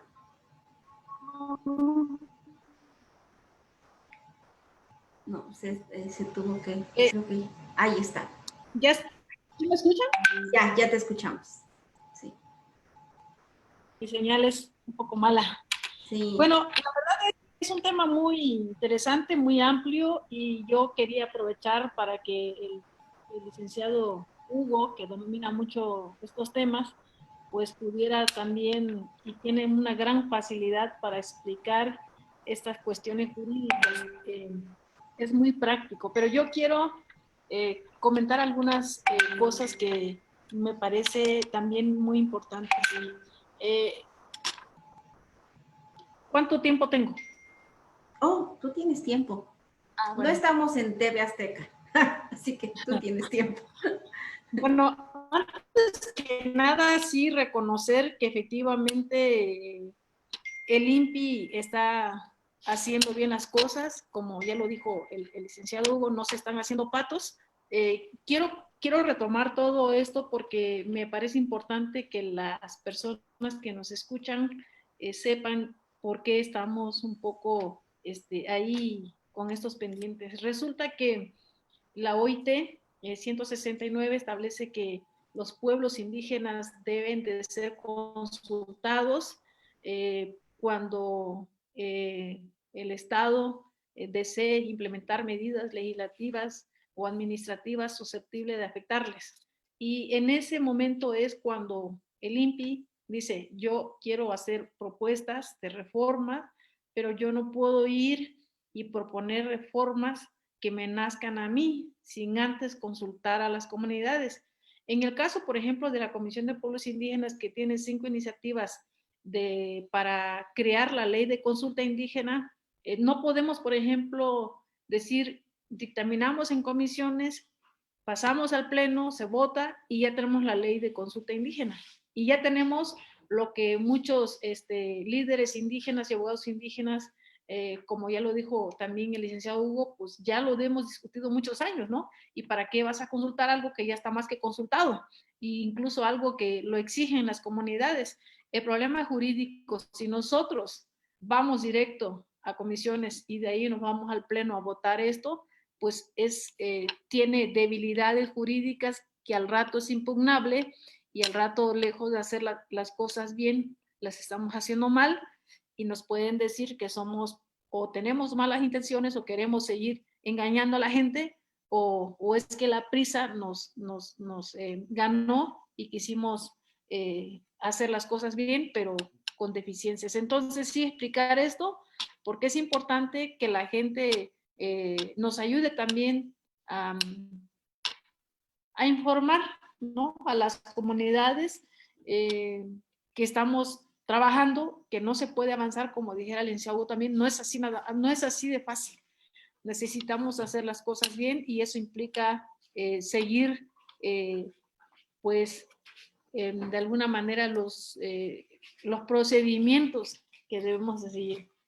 Y luego comentar que efectivamente nosotros como pueblos indígenas necesitamos estas reformas, porque en palabras sencillas, la verdad es que así como está la Constitución, ¿por qué a nosotros no se nos ve como con esa capacidad de administrar el recurso? Porque ya lo decíamos desde el principio, nosotros en la Constitución aparecemos como los niños chiquitos del gobierno del Estado que nunca crecemos y por lo tanto no podemos tomar esas decisiones por nosotros mismos. Es como, digamos, cuando un hijo ya creció y el papá sigue decidiendo por su hijo porque siempre lo va a ver chiquito. Entonces, así nos ve la Constitución, así nos ve el Estado. Ustedes indígenas, pues les vamos a dar dádivas, como ya lo dijo también el licenciado Hugo. Por eso siempre vamos a ver qué necesitan los indígenas, le vamos a dar una despensa cuando hay elecciones. No, nosotros ya no estamos para dádivas, nosotros ya no estamos para migajas. Como también ya se dijo acá, nosotros estamos en un momento donde el Estado debe de reparar estos daños. Entonces, es importante señalarlo porque no es un tema fácil. Hay resistencias también. Recuerden que todavía hay una composición bastante, de alguna manera, representativa, plural, incluyente, donde están otros partidos que a lo mejor habría que ver cuál es su postura, porque ellos estuvieron en el poder y nunca trabajaron estos temas, y ahora que nosotros los estamos trabajando, pues habría que ver cuál es la postura de cada partido, porque en este caso, si es una reforma constitucional, vuelvo a decir, se requiere de una mayoría calificada. Y entonces tenemos que hacer bien las cosas porque además tenemos adversarios que quieren señalar o que quieren ahora sí decirnos qué es lo que necesitan los pueblos indígenas. Por ejemplo, el Tren Maya, todo el trabajo que se está haciendo de incluir las participaciones de los pueblos, de consultar los pueblos, pues ahora hay otras voces que antes autorizaron las concesiones, que antes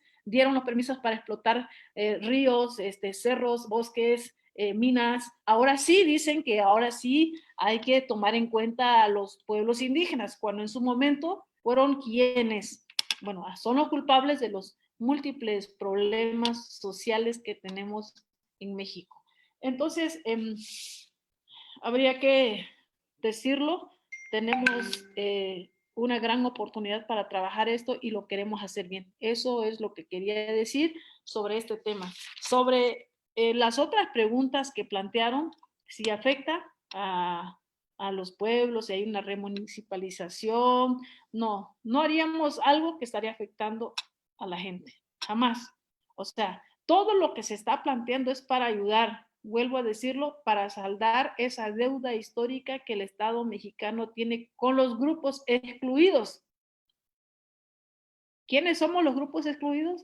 Las mujeres, los adultos mayores, los pueblos indígenas, los pueblos afromexicanos. Los pueblos afromexicanos tienen años de luchar para estar ser reconocidos en la Constitución, y lo logramos en esta legislatura. En un inciso C del artículo 2 ya están los pueblos afromexicanos hoy considerados, y por lo tanto tienen los mismos derechos que los pueblos indígenas. Entonces, este paquete de propuestas de reforma estaría ayudando a las comunidades lejos de beneficiarlas. Perdón, estaría ayudando, beneficiando lejos de perjudicarlas. Entonces, no estaríamos planteando algo para afectar a nuestras comunidades, porque precisamente también tiene que ver con territorios. Por eso una de las propuestas, uno de los objetivos centrales de la comisión, ahora que vamos a retornar, pienso que vamos a retornar a pesar de la pandemia, para avanzar de las 5 iniciativas que tiene que ver con la ley de consulta indígena. Y quiero agradecer los comentarios que hay en las redes sociales. Estamos trabajando, estamos cuidando los intereses de nuestras comunidades, de nuestra gente, y tiene que ver también no solamente con la ley de consulta indígena, también estamos dando una opinión como Comisión de Pueblos Indígenas sobre las 3 iniciativas de Ley General de Aguas. Entonces, estamos trabajando, estamos revisando, estamos ocupados en estos temas, y sí quisiéramos decirle a la gente que nos escucha que sí estamos enfocados en estos temas que son primordiales para nuestra nación, para nuestro gobierno, para nuestros pueblos. Sobre si le perjudica a las mujeres, no, todo lo contrario. Creo que algunos ya lo saben, lo voy a volver a decir porque es un tema muy nuevo. Acabamos nosotros apenas el día de antier, aprobamos 4 reformas, aprobamos reformas a 4 leyes secundarias que tienen que ver con el tema de paridad de género. En el periodo anterior aprobamos la reforma constitucional para que las mujeres tengan participación en la vida pública del país en los 3 niveles de gobierno, en federal, estatal y municipal. ¿Qué significa esto? Bueno, hubo una reforma, y en los órganos autónomos. ¿Y qué significa esto? Bueno, cuando hubo una intención de reformar la ley en Oaxaca, pues no se tocó, por ejemplo, a los pueblos indígenas por el tema de usos y costumbres, ¿no? Pero ¿qué pasó recientemente? Bueno, se reformó y se consideró que los pueblos indígenas también tienen que entrar ya a reconocer, a hacer efectivos esos derechos de las mujeres a participar y a tomar decisiones. Pero con una reforma constitucional, esto ya no tiene discusión. Es decir, en los 3 niveles de gobierno, federal, estatal, municipal, y en los órganos autónomos debe de haber paridad, debe de haber paridad. Eso quiere decir que en los ayuntamientos, por ejemplo, de concejales, un candidato tendría que considerar el 50% de propuestas mujeres y 50% de propuestas hombres para conformar su planilla. Cualquier planilla que gane tiene esa composición, 50% mujeres y 50% hombres. Y ya no es un tema de gusto, ya no es un tema de que, como ahora pasó, ¿no? De que en los municipios donde no había mujeres, los hombres se declararon trans, ¿no? Entonces eso ya no debería de pasar con estas reformas que hemos aprobado. Es precisamente para reconocer, vuelvo a decir, los derechos de los excluidos y los excluidos de toda la vida, de toda la historia en el Estado mexicano, y creo que también en otros países, pero hablo del Estado mexicano, hemos sido los pueblos indígenas, las mujeres, las personas de la tercera edad, y también los jóvenes en cierto momento, y todo eso ya se está atendiendo. recientemente, por ejemplo, aprobamos una reforma constitucional al artículo 4 para reconocer que el Estado mexicano debe de garantizar, debe hacer efectivos los derechos de las personas en situación de pobreza, para que tengan acceso a también para que las personas vulnerables con discapacidad tengan una pensión que les ayude a tener una vida digna y un estado de bienestar, como dijera el licenciado Hugo, como también es un sello de nuestro gobierno. Irma, no te escuchamos en esta última parte.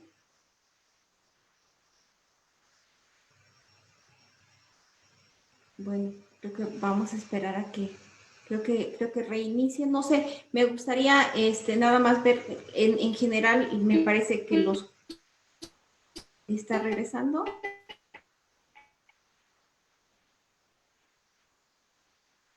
En general, los comentarios que están llegando de la audiencia, los comentarios que están llegando de la audiencia, pues son comentarios muy positivos. Son comentarios muy positivos y les invito nuevamente a que den like a la página Foro Indígena y nos sigan. ¿Sí?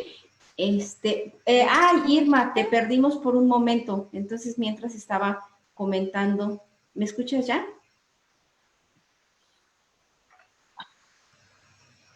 Creo que estamos teniendo problemas, bueno, estamos teniendo problemas con el audio. ¿No me escucharon?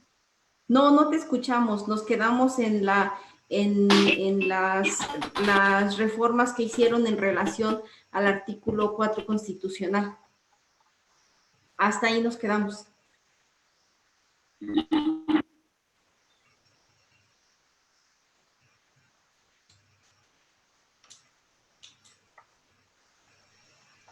Hola. Bueno, les decía, entonces les pido que den like. Bien. ¿Ya? ¿Me escuchas? ¿Ya me escuchan? Ya te escuchamos. No te vemos bien, pero sí te escucho. Sí te escucho. Si quieres, ¿sabes qué? Vamos a quitar el video y nos quedamos solamente con tu audio. ¿Te parece bien?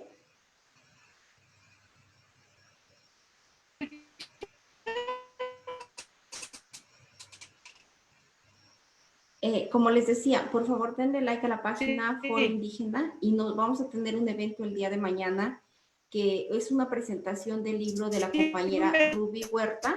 Ella es poeta y nos presenta su libro Palabras que brotan. Mañana a las 9 de la noche aquí por Foro Indígena. Y vamos a ver si la compañera Irma ya nos puede escuchar. ¿Ya nos escuchas? El video.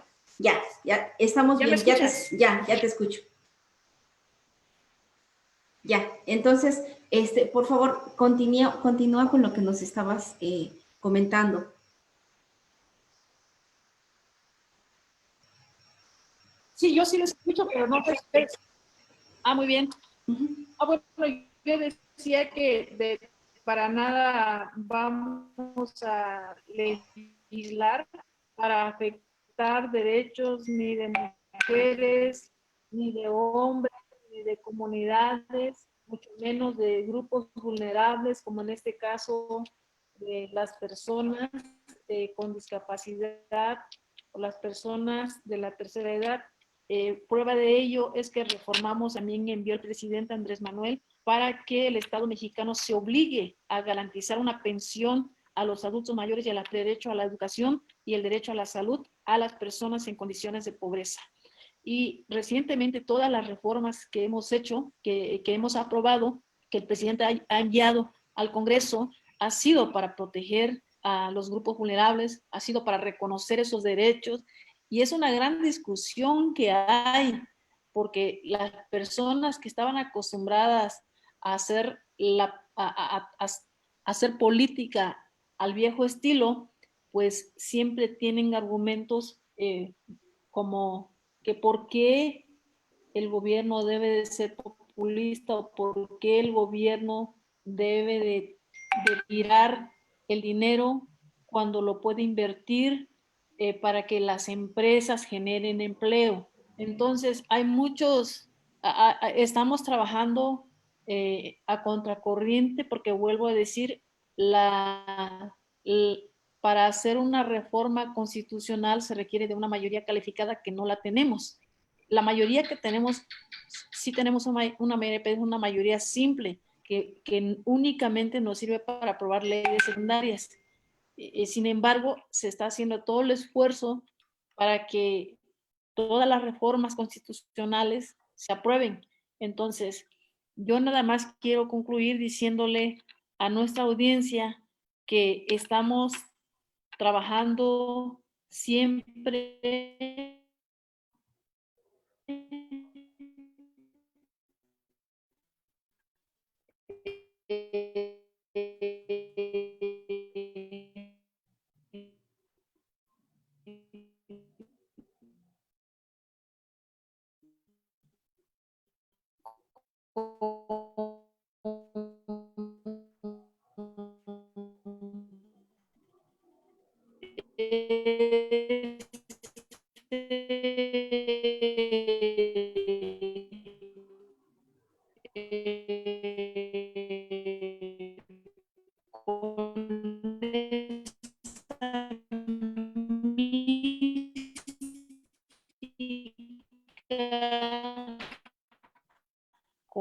con ese compromiso de ayudar siempre a los grupos que fueron siempre excluidos, los pueblos indígenas, los pueblos afro, las personas de la tercera edad, las personas con discapacidad y las mujeres. ¿Sí, sí me escucharon? Tienes apagado tu micrófono, Rosalba. Te escuchamos una parte, no escuchamos todo lo que dijiste. Bueno, pues no sé cómo es el tiempo, no sé si nuestra audiencia nos sigue escuchando. ¿Lo puedo repetir otra vez? Sí, ya nos nada más. siguen escuchando, tenemos 130 y tantas personas escuchándonos, ¿Hasta muy dónde atentos. ¿Hasta dónde me escucharon? Nos quedamos en que están trabajando para que se nos quedamos en la parte en la que decías que nunca van a aprobar algo que sea en contra de los intereses de la comunidad, sino que siempre están trabajando a favor de los intereses de los derechos de las comunidades y los pueblos indígenas. Sí, como yo decía, el presidente Andrés Manuel envió recientemente una iniciativa para reformar el artículo 4 constitucional, precisamente para reconocer los derechos de los sectores que fueron siempre olvidados, en este caso los pueblos indígenas, las personas con discapacidad, las personas de la tercera edad, las personas en condiciones de pobreza. Esto obliga al Estado mexicano a garantizar la educación y el acceso a la salud a las personas en condiciones de pobreza y a garantizar una pensión a las personas con discapacidad y a las personas de la tercera edad. Es nada más una muestra de que jamás haríamos algo que afecte a nuestros pueblos, a la colectividad, a los individuos y en especial, como vuelvo a señalar, estamos representando dignamente los intereses de nuestros pueblos, tengan esa seguridad y tengan pues esa confianza de que jamás les vamos a traicionar. Perfecto, muchísimas gracias, Pues cerraríamos contigo, licenciado Hugo Aguilar. Gracias, Rosalba. Pues yo, para cerrar, quisiera dirigirme a todos los hermanos y las hermanas indígenas y afromexicanos que nos están viendo. Quisiera decirles que cerremos fila en torno a propuestas sustantivas de nuestros pueblos. He tenido la fortuna de recorrer el país en torno a este tema y algunas otras problemáticas que están viviendo nuestros pueblos y en donde por mandato de ley nos toca intervenir. Y he visto que hay mucha capacidad creada a lo largo de los últimos 25 años. El debate por los derechos indígenas, al menos lo que me ha tocado vivir, ha adquirido mucha fuerza a partir de los 90, cuando se discutió el convenio 169 de la OIT, después con el movimiento zapatista, con la reforma 2001, con la reforma en materia de derechos humanos que da preponderancia a los derechos humanos y obviamente a los derechos indígenas como factor de regularidad constitucional en nuestro país. Y creo que estas capacidades están a flor de piel en muchos lugares. Yo los convoco a todos a que se sumen, a que hagamos causa común con estas ideas, con estas propuestas. Pues desde este momento lo han hecho ahora en el proceso de consulta y cuando esto llegue a la Cámara de Diputados. Yo sé que espacios como este van a alimentar el debate. Yo sé que hay bastantes argumentos. La realidad y las injusticias están de nuestro lado. Y lo digo porque, pues, detrás de la iniciativa vemos personas con historia, con cosas positivas o negativas. Y no creo que sea el momento para descalificar una idea o una propuesta a partir de la persona. Haríamos mal si lo hacemos. Detrás de la iniciativa va a estar una institución con historia también, con aciertos y errores. Y sería malo descalificar una idea, una propuesta, una iniciativa por el que lo está sustentando. Hay que criticar el contenido mismo y hay que aceptar cuando es un contenido que le viene bien a nuestros pueblos, que le viene bien al país en este momento crucial que nos está tocando vivir. Detrás de la iniciativa va a haber también un gobierno con aciertos y errores, pero yo quiero convocar a que se revisen, como hoy hemos revisado este tema, con bastante objetividad, contrastándolo con la realidad. Habría que ver si esta iniciativa, esta idea, esta propuesta concreta del reconocimiento de la comunidad como sujeto de derecho público va a aportar algo. Yo quiero decirles que no es un teórico del otro lado del océano el que lo está proponiendo. No es una corriente de opinión, no es una moda el que lo esté planteando. Es la realidad de los pueblos llevada a los tribunales, consolidada con reflexiones, con foros, con encuentros, la que nos está diciendo, esta es la ruta por la que debemos de caminar si queremos ser partícipes de la vida de este país. Si ustedes revisan con bastante objetividad todos los demás temas, ese es producto de un proceso de reflexión a nivel internacional, a nivel nacional, a nivel local, en un ejercicio de ir y venir. Yo quisiera decirles que dejemos a un lado nuestros prejuicios, nuestras ideas. Muchas veces decimos, pues es idea de este, pues yo no voy con él, aunque sienta que la idea es buena, ¿no? Creo yo que es momento de cerrar filas, es momento de fortalecer nuestras capacidades, es momento de hacer causa común con muchas de estas ideas. Y si hay alguna que de verdad adviertan que es malo, que no le va a hacer ningún bien a los pueblos, que le estamos haciendo trampa a los pueblos, la verdad no tenemos ninguna intención de hacerlo, como lo dice la diputada Irma. No nos hemos propuesto hacer una reforma para darle un zancadillazo a las comunidades. Revisemos una a una.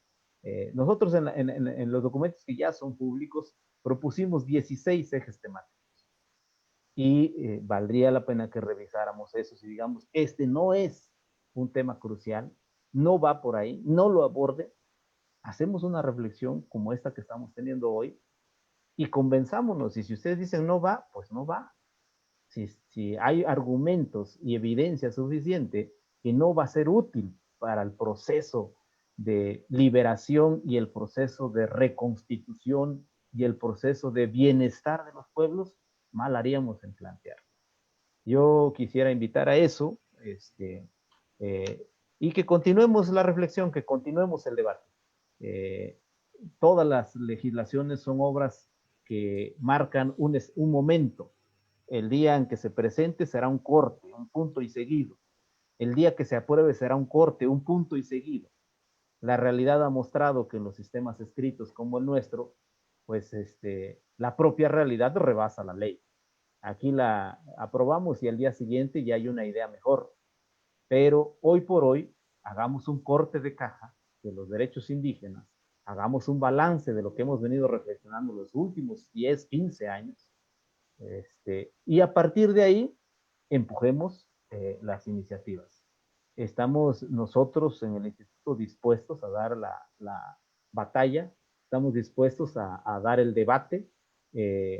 Creo yo que los pueblos han estado ocultos, o sea, que yo recuerde una institución, una entidad de gobierno como la que ahora tenemos, que se abra a construir con la sociedad y con los pueblos una iniciativa, no lo habíamos tenido. En Oaxaca a nosotros nos tocó armar una iniciativa de reforma constitucional y fue el gobierno federal el que la detuvo en el sexenio anterior.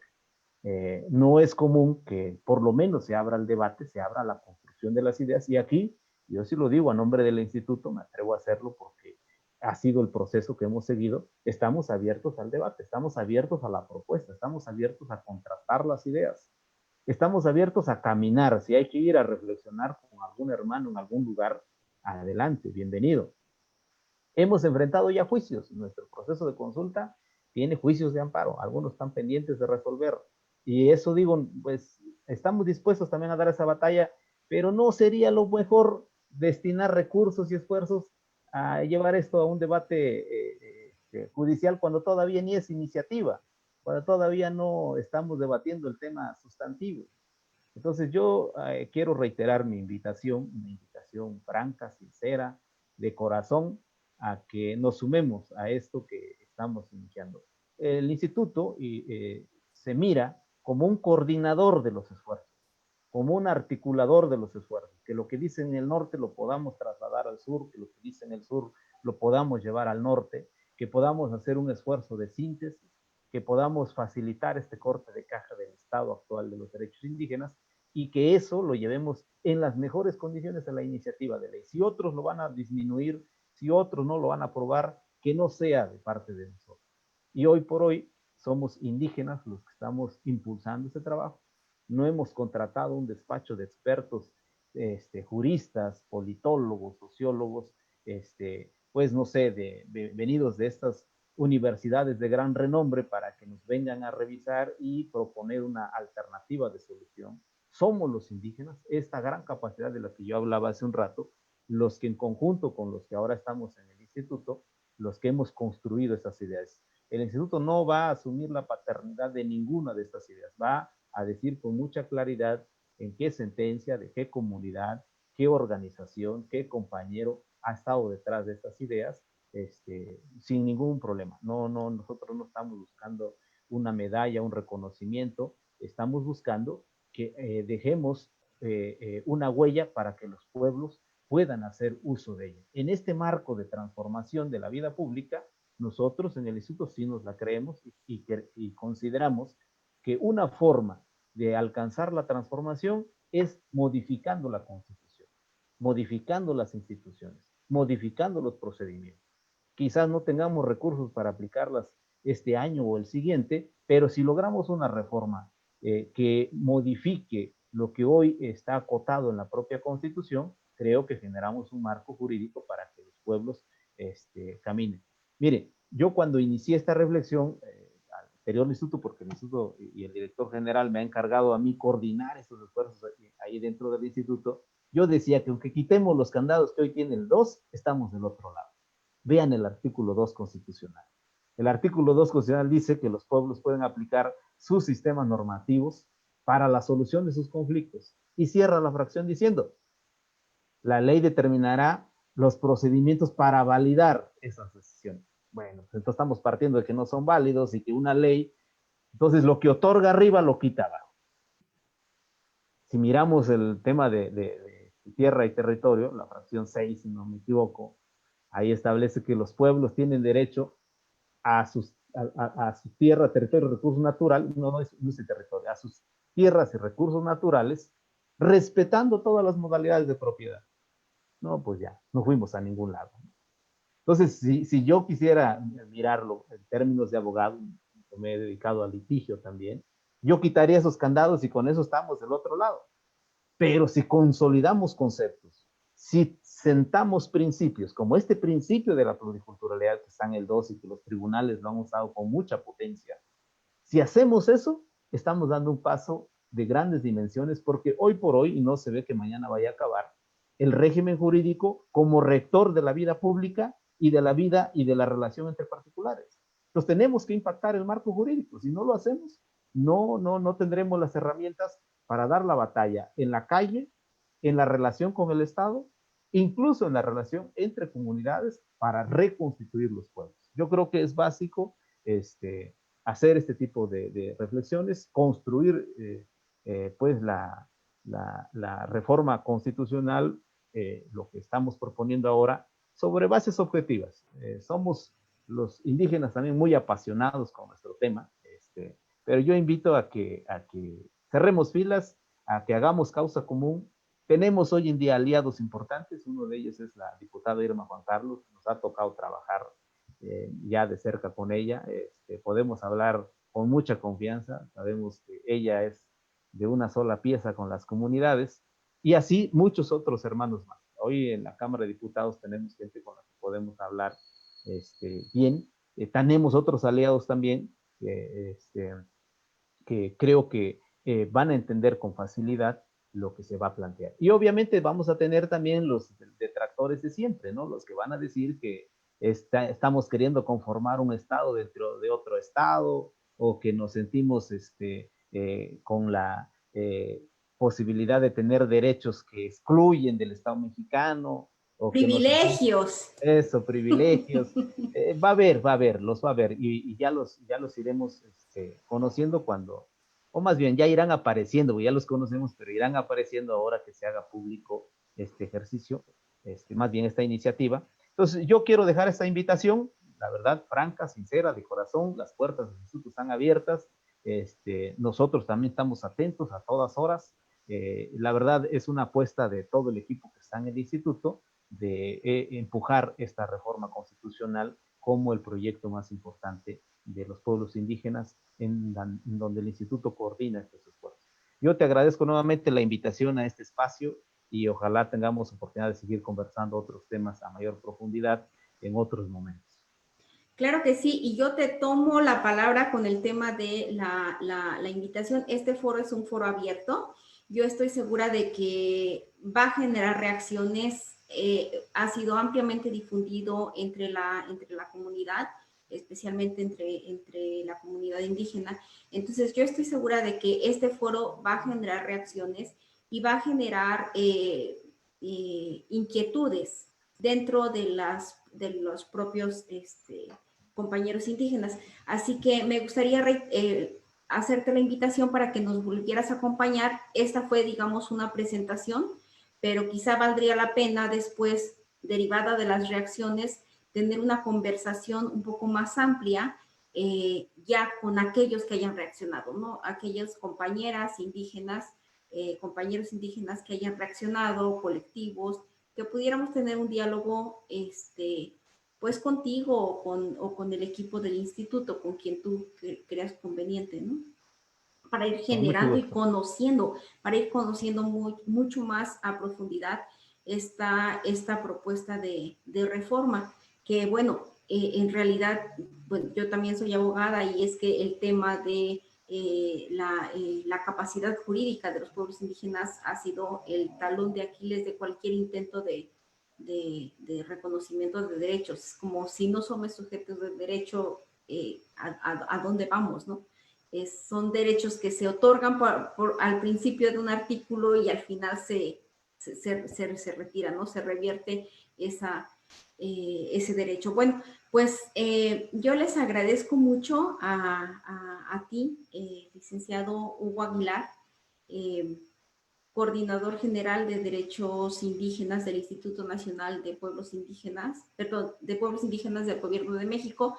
Te agradezco mucho que te hayas dado el tiempo y que nos hayas expuesto de una manera tan clara y tan auténtica esta propuesta de reforma y una vez más también te agradezco, compañera diputada Irma Juan Carlos, tu disponibilidad para participar en este foro y para platicarnos también cuál es la otra perspectiva, cuál es el proceso y las condiciones que una reforma de esta naturaleza tiene que atravesar, o el estado en el que está, la situación política que enfrenta una reforma de esta naturaleza.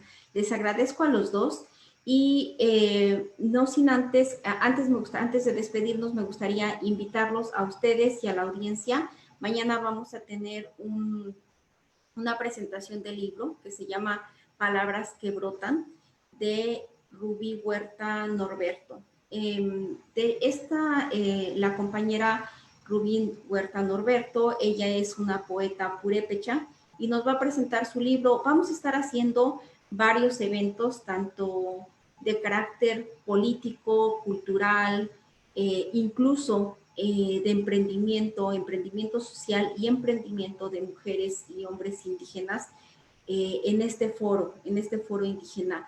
La idea de crear un foro indígena es crear un espacio en el que todas las voces y todos los ámbitos en los que nos movemos las mujeres, los hombres indígenas, las comunidades y los pueblos indígenas, pues tengamos un foro para comunicarnos, para platicar, para conocernos.